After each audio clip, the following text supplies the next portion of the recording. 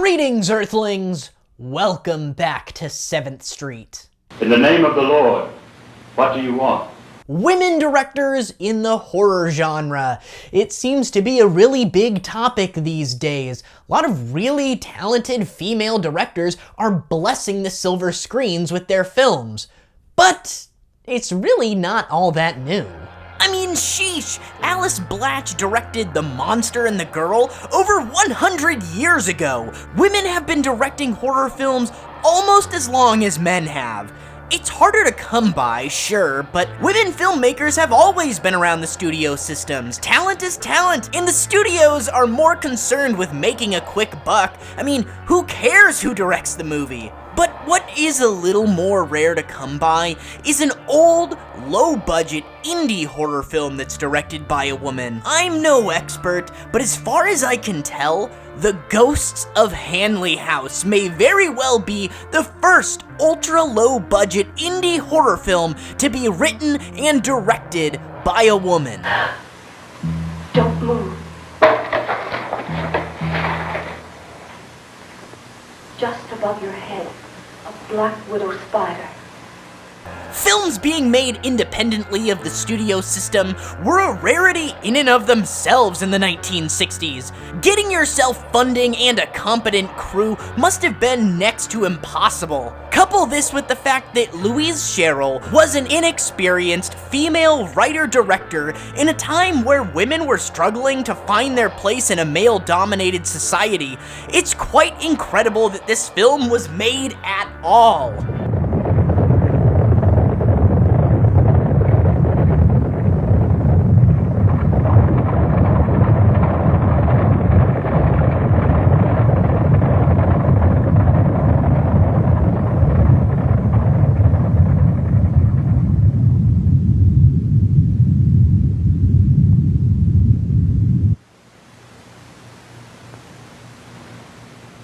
The movie begins quite well, actually. I was totally on board. Right before the opening credits, we start with a house filled with loud shrieks and screams, clocks running backwards, doors opening and closing by themselves, mysterious silhouettes, thumping footsteps, all, of course, during a thunderstorm. I'm not sure if it's the awful film stock or the fact that this is just grainy black and white, or if it's the amateurish way that it was photographed, but I find this opening scene surprisingly effective. It's eerie and unnerving, and I genuinely enjoy the movie establishing right away that the house in question goes through the same ghostly routine every night, like clockwork. The house just comes alive, especially during thunderstorms.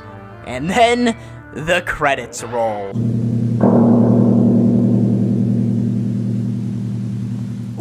Wait. Several of the names here in the opening credits appear to be pseudonyms, most obviously the makeup artist Ini Nasa, which is actually asinine spelled backwards, and of course actor Nosmo King. Get it? No smoking.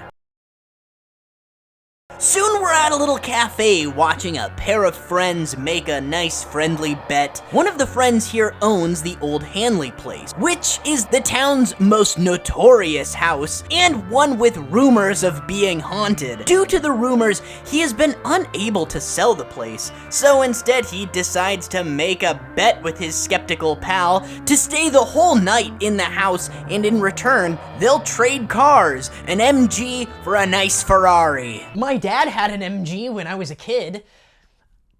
It's not important, I just thought that I'd point that out. Of course, he accepts, and for some reason decides to go see an old woman who tells the man a couple of stories of previous people who had tried to stay the night at the old Hanley place. Each story, of course, has a less than happy ending. One woman went crazy, and another man hanged himself months after his experience there. Well, that's about all I can tell you, except to be careful.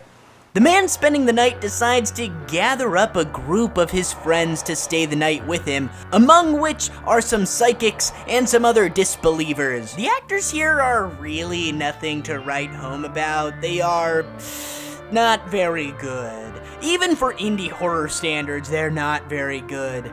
Except for maybe Barbara Chase here, who really isn't all that much better, she's just incredibly beautiful. Come on, Martin, stop it. Your hands are like ice. Stop it, Martin. You're choking me. You're choking me.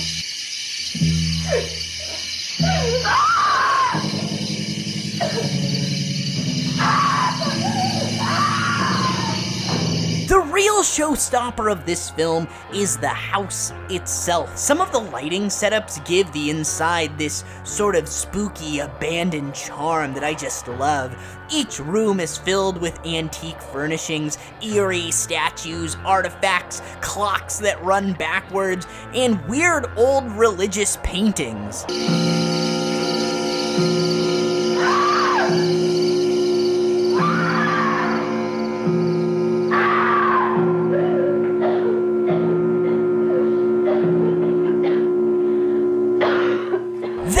A couple of scenes in this movie that are actually effectively creepy. I already mentioned the pre-title sequence as one of them, but the other one is this nice little scene where Barbara Chase and one of the other girls are asleep in one of the rooms. All is peaceful until a light spills in from under the door, and the sounds of disembodied whispers fill the room.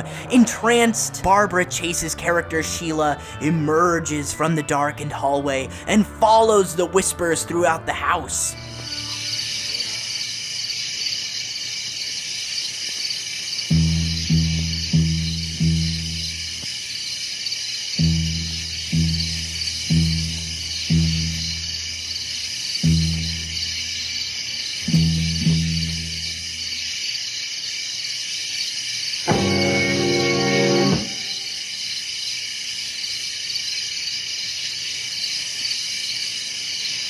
Sheila, come, Sheila. This is a really well done example of good old-fashioned horror. It's moody, it's tense, it's genuinely eerie. This is something that Ghosts of Hanley House does quite well. Louise Sherrill does a nice job of creating a dark atmosphere, and if you were judging this movie off of just certain scenes, you could make the argument that this movie is excellently done for its limitations. It's when you look at the movie as a whole that the whole thing just starts to break down.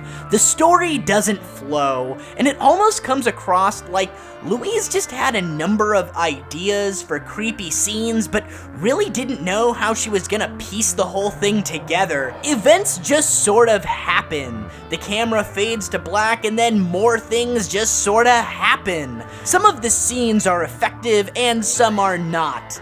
And this becomes a problem.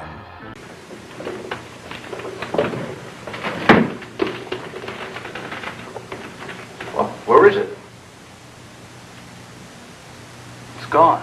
Where I think this movie lacks the most is within its production crew. The movie has some of the worst editing that I've ever seen, and the cinematography is pretty subpar even for indie 60s film standards. It's pretty clear to me that the funds were just so low, and Louise Sherrill had no street cred, so it was impossible to get anyone of value to actually work on this film. It's too bad. If the film even just had a slightly more competent editor, I think that this movie would have turned out much better than it did. It probably wouldn't be any more successful from a financial standpoint. This old dark house format was obsolete long before this movie was made, but there's certainly enough there to be a cult classic if it was just a little bit more competently created. He knocks again.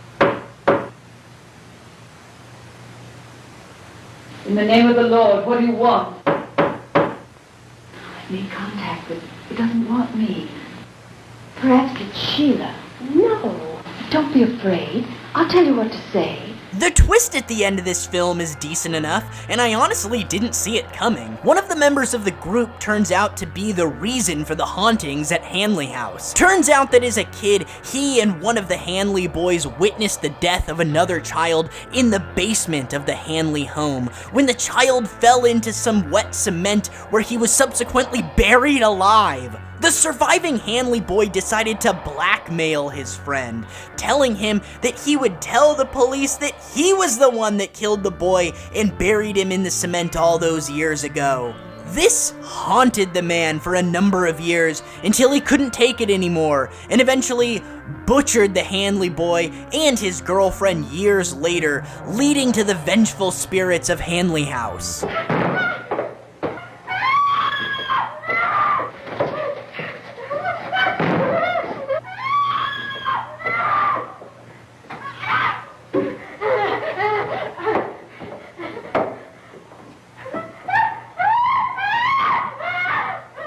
I gotta say, I really like the reveal here with the mummified body buried in the basement. It's a pretty good effect, and it's an example of how the grainy photography benefits the overall quality of the film. Now, this is where the movie should have ended, just after the reveal of the mystery.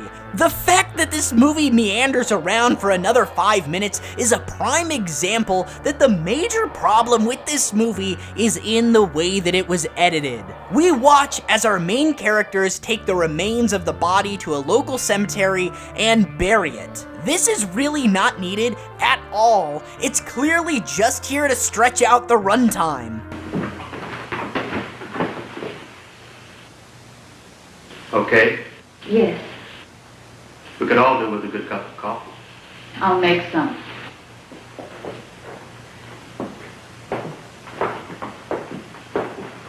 Ghosts of Hanley House is a modernist, minimalist chiller by someone with a very clear idea about the economy of the movie they were making, with an artistic art house feel.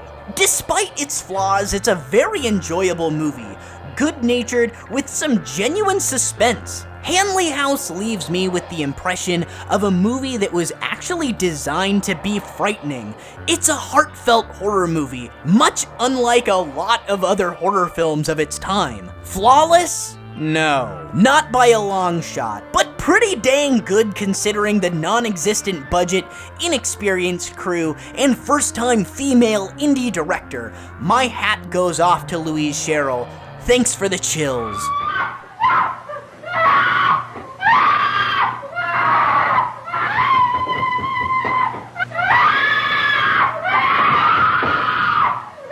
Boy, you can watch this movie for free right now almost anywhere. So do yourself a favor, turn down the lights, and reference this film.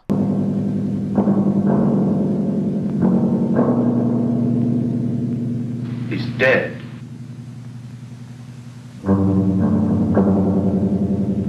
His neck's broken.